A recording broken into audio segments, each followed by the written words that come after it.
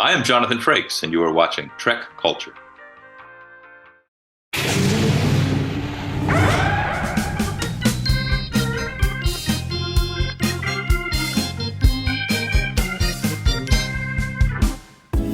Colin, in the spirit of all things good and happy and wonderful, what would you like to blast out into the horrid vacuum of space, never to return to Star Trek again? Well, this is hard because you guys have discussed a lot of stuff, and like I say, I'm avid listener of the podcast. So I've heard lots and lots of fantastic Cargo Bay 101s, and I agree with quite a lot of them. There's a couple of things which narc me, and I'm very. Ellie's one last week was quite similar to the one I was going to suggest, so hopefully it's not too the same. But I guess the thing that I find the hardest to watch and throws me out of the episodes every time is Neelix and Kes's relationship in Voyager. It's painful to watch. It just doesn't make any sense to me. It's got weird, not very nice vibes to it.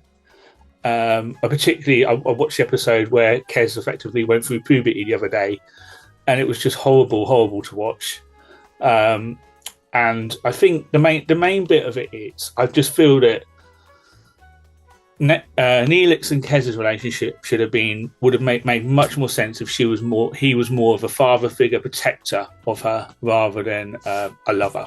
Basically, you can't create a character that's 2 years old and have her in it just doesn't. To me, it's just wrong. And it throws me out every single time. And I know it's not the intent. And even Neelix says in that episode I just watched, when I first met you, I didn't realise about your lifespan and all this kind of stuff.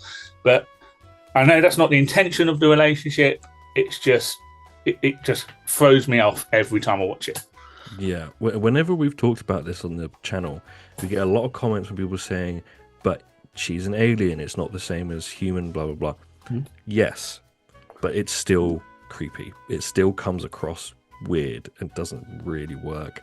And I agree with what you say about the father figure thing, that whenever I've watched it, their relationship feels like a friendship, which is nice. Like him caring about her in that kind of fatherly way is really nice. But then when you remember that it's a relationship, you're like, huh? What? Yeah, if that had been introduced almost like Lone Wolf and Cub or Mandalorian and the Child kind of thing, it would have made him a much more compelling character as well, because he is.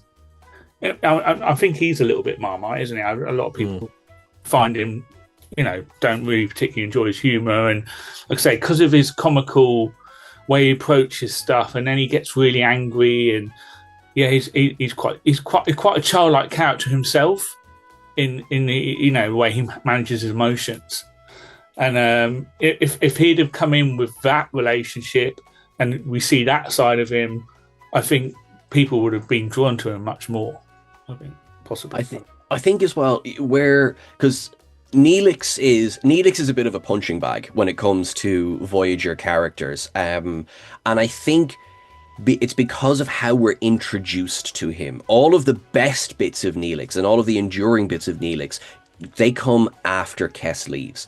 Once he gets to sort of exist on his own, because that rivalry that he had with Paris for her affections, it's, even if we somehow put aside for the lifespan thing for a second, it's still this real teenage, we're fighting for the prettiest girl in school nonsense, which is not something Star Trek had really done before, and thankfully hasn't really done since.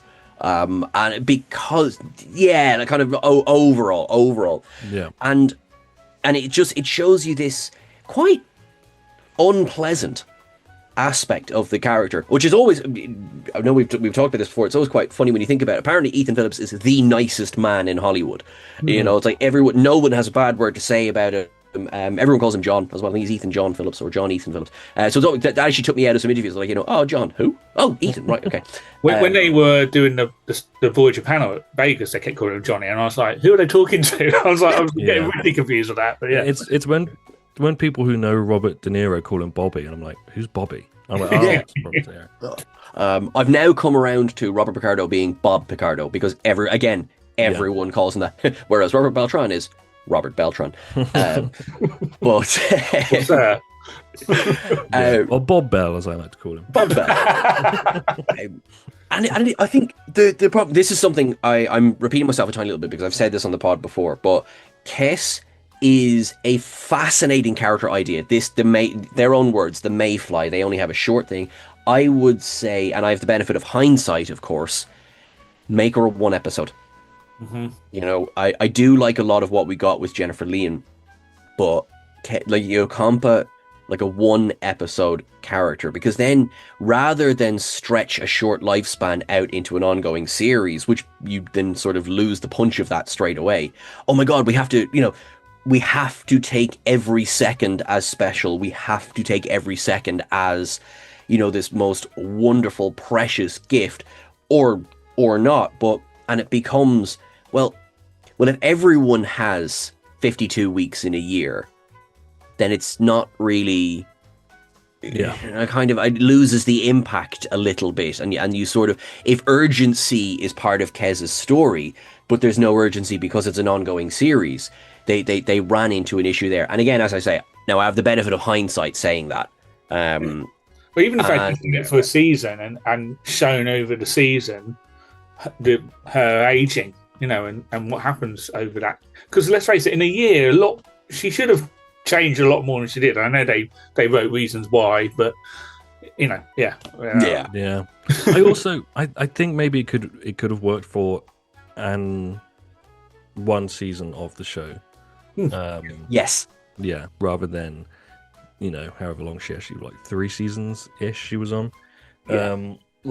And then you have a long running arc from like the beginning of that season to the end, and then if Neelix has a relationship with her, you see that gives him something to do for a season, and also it gives him more to play with once she's gone, because there's an emotional weight to having a relationship with someone who has a lifespan during that time that she's there.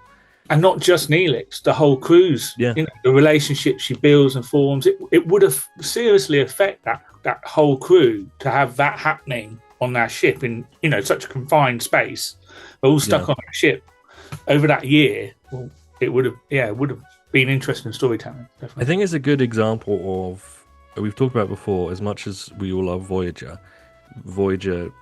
maybe made some strange choices that didn't particularly work for its own show or what it was trying to do. And like with her character, the whole point of Voyager is that they've been flung through space and they've got to get home. Let's go on some fun adventures along the way, and we all seem to be okay. It's a they have a conceit of a series that they don't really play up to all the time, or it's not as high stakes as it's kind of made out to be.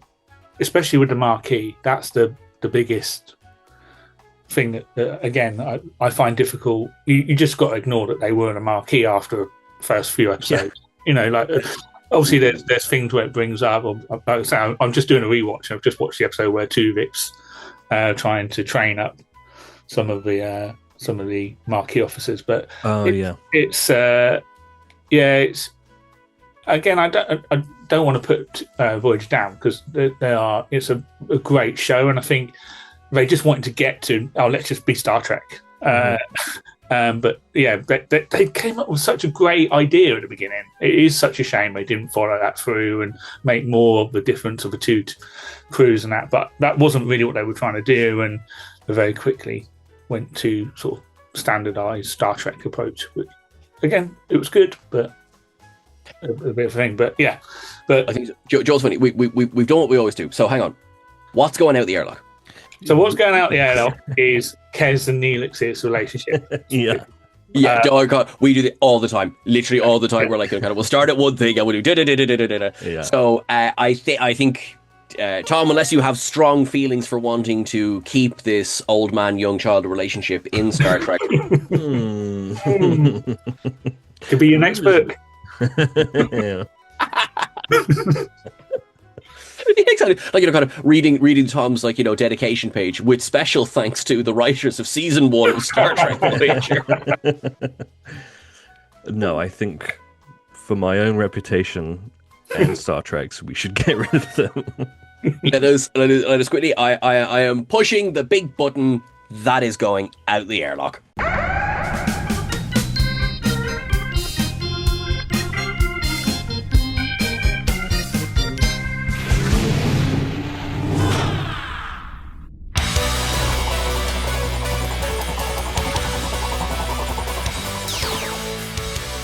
Hi, I'm Duncan Rillick, no relation, and I collect relics from before the burn.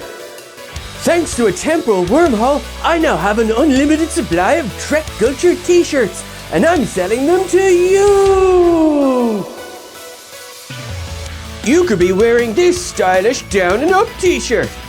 Or, how about this fish watching design? Bright yellow on black, the colors I'd use in thumbnails, I tell you that for nothing.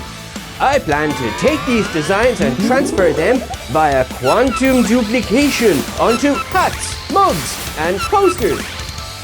So look out for those. Ah! Treat this unlimited supply as a limited time deal. Get your t-shirt quick. Who's your daddy?